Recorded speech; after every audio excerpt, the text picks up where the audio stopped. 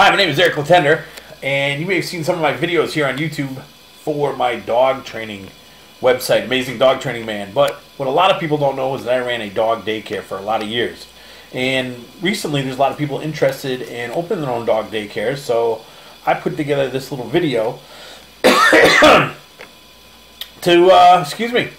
help you. And that coughing sucked, but we're going to just keep working through this.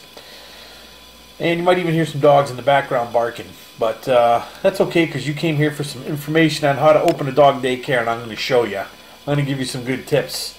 So, and you can also go to this website, openadogdaycare.com, to get my free dog daycare business secrets course. Sure is absolutely free. All you got to do is go there and sign up with your name and email address. Okay, so let's move on. How to start a dog daycare, or as this says, tips for starting a dog daycare. And here's some important points that we're going to cover real quick. The thing you have to understand is when I opened up my own dog daycare, my father thought I was nuts. He thought I was absolutely out of my mind. He said, daycare for dogs? Are you crazy? Who would want this? This was back in 1995. Funny thing was, I opened up my dog daycare, and within a very short period of time, I had about 20 to 25 dogs showing up every day. And this was back in 1995. I think I was charging $15 per dog per day. So I started making money real fast with my dog daycare. I was doing training at night, and I had this huge place during the day that I was doing nothing with. That's why I started my dog daycare. After running my daycare for a long time, here are some of the things that I think are very important, because recently I've had a lot of people asking me how to open up a dog daycare. So let's jump right into it. The first thing is finding a location, and this is where a lot of people get stumped. They get all caught up on finding a location, and it can be a pain, because finding a big room for a good price that allows a lot of dogs that will be peeing and pooping can be difficult. But what I would recommend is going to the vets, the dog groomers, and contacting a commercial real estate agent to help you find a location. Sometimes if you find the right groomer or the right vet or a trainer, you may find that they have a location that they would be willing to rent to you for a decent price to run the dog daycare. That's always a place to start. One of the things that I say in my program is that I started my dog daycare for less than $1,000, and that's true. I had no money when I started my dog daycare. I found an old, dusty, kind of rundown mill to start my dog daycare. Was it the most perfect place to start the business? Nope. But I wanted to get the business up and running. My rent was about $400. I had about $1,000 to my name, and I paid my first month's rent. I put a phone in, I got some insurance, and I was off to the races. So there you go. Second thing is legal and insurance. This is something that you don't want to skimp on, and if there's one thing that I could ask you to do right up front is find an insurance agent. Don't just work with an insurance company. They don't give a crap about you or your business. Find and develop a relationship with an agent that you can call. Someone that you can pick up the phone, call them and say, hey, I have this problem, I have this question, and make sure you have the right insurance. Because having dogs is a liability. And having a bunch of dogs in a room playing together is potentially a problem. So you want to make sure that you have the right insurance. And I would also recommend starting a relationship with a good attorney. Find a good attorney. Hopefully you'll never, ever have to use them. Last thing you want to do is go into a courtroom with a crappy lawyer or no lawyer at all. So see if you can find an attorney and develop a relationship with him or her, so that you will feel safe and protected in your dog daycare business. Next thing is a software program. Tons of software programs out there, but I would recommend that you find a good one right up front. Start putting in all the information on your clients. The dog's name, the vet's name, their address, their email address. The biggest asset you will have in your dog daycare business is your client list. Most people think it's the crates and the location and their computers. That stuff is all important, but it's not as important as your client list. So start compiling this information Get as much information on your clients as possible. Keep it somewhere where you can access it, and make sure you back it up. Because if you lose your client list, your business is pretty much in the crapper. Next thing is to create a marketing plan.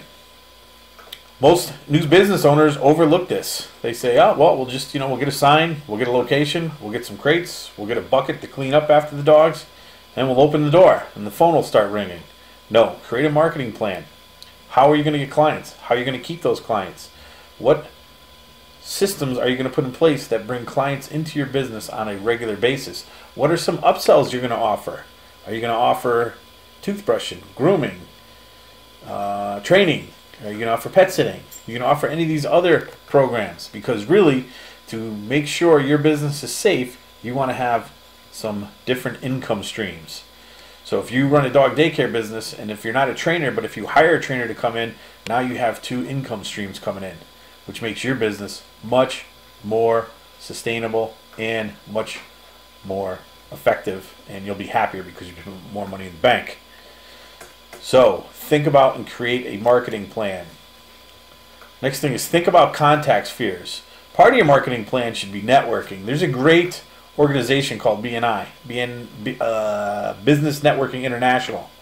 And one of the things they teach you in BNI is contact spheres.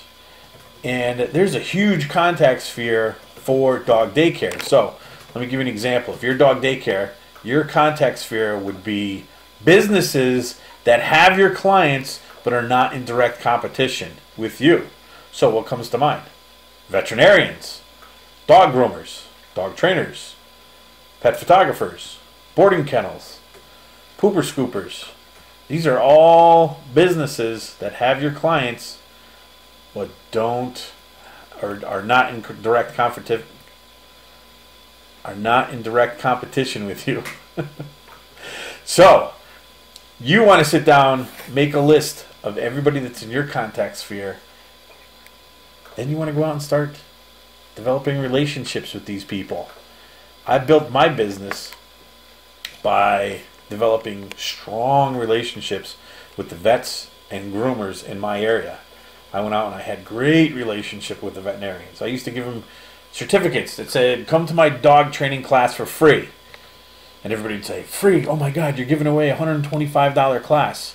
It was the best investment I ever made in my business, because all I asked was that the client came back to the veterinarian and reported on how I did as an instructor. And they always went back and said, oh, it was the best thing I ever did for my puppy. I loved it. The class was great. And guess what? That $125 investment turned into thousands and thousands of dollars from the clients that those vets started sending me on a regular basis. So think about contact spheres, develop those contact spheres, and you can build your business. Then lastly is making sure you have the right mindset. Everything in business starts with your thoughts. If you think it's going to fail, if you think you're never going to have enough clients, if you think that your business is never going to make enough money, it's going to lead to the actions that you take. And eventually your business will fail if you have those thoughts. So you need to get in the mindset of, this is going to be successful. This is going to be profitable. This is going to be great. I'm going to provide a great business and provide a great service for my clients. And if you keep that right mindset, then your business will be successful. And this may require some efforts on your part. You may need to spend the first part of your morning listening to some motivational tapes, reading something motivational, watching a motivational video on YouTube, something. But you need to make sure that your mindset is in the right place. Otherwise, you will fail. And then you can't come back and bitch to me because I won't listen to you because you didn't have the right mindset. So, those are some steps that you can take to start and run a dog daycare. And if you're interested, go to openadogdaycare.com. It's not for everybody. Not everybody can run a dog daycare. I've seen plenty of people that thought this was a business for them, but it wasn't. At least getting this free report, it'll give you some ideas if it's the right business for you. So, go check it out. Hope you enjoyed this video, and good luck with your dog daycare business. Send me an email. Let me know how successful you are. Thanks.